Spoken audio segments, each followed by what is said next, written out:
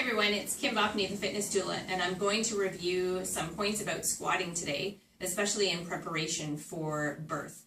So squatting is a natural movement that we do very early on as we're starting to walk and move and bend down. If you watch young children, they give us a perfect example of what a squat should look like. As we get older and as we start to move less and as we start to sit more, we lose that ability. So a few things we can do to maintain that in our life is to continue to squat to eliminate. A great product I love is called the Squatty Potty, and that is something that is a little stool that wraps around your toilet, and it helps elevate your feet. So it makes elimination more effective, but it also keeps your body moving in squat-like positions. So that is a great place to start. Adding a squat movement into your life, I do like using the ball as a tool. So placing the ball in the roundness of the back, just above the pelvis. Your feet should be pelvis width apart, and the outside edges of your feet should be pointing forward. So just below the base of your pinky toe and the outside edge of your ankle bone, those 2 points should be in alignment on both feet.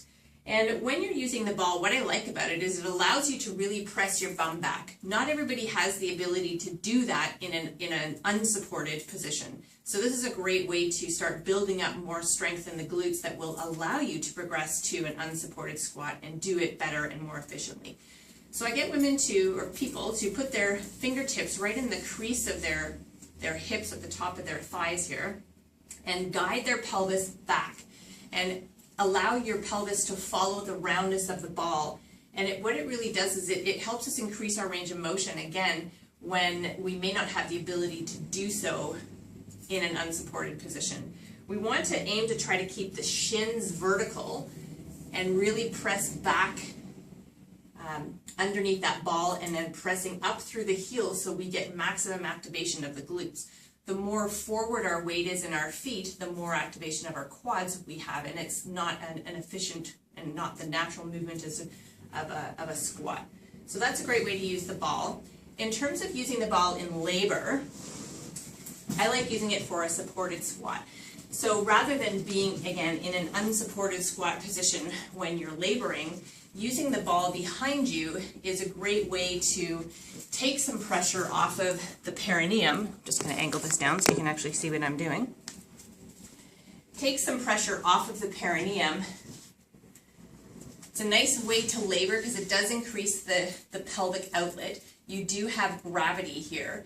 And by taking the pressure back and instead of here, you get less strain on the perineum, so you're decreasing your chances of tearing. So this is a nice way to just hang out, and even at the end of the day when you're not in labor, as you're preparing for your birth, do squats daily and get into this position daily. It will help build some strength and some endurance in your legs. It is a nice position that supports your baby getting into the optimal fetal position.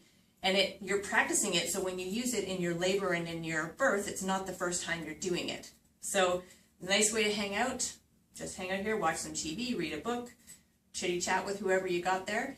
And when you're ready to transition to a more unsupported squat, using a chair, sitting right forward at the edge, feet are out in front of you, pelvis width apart, again, line up the edges of those feet, keeping the shins vertical and working at your ability to stand up while keeping your shins vertical and then coming back down.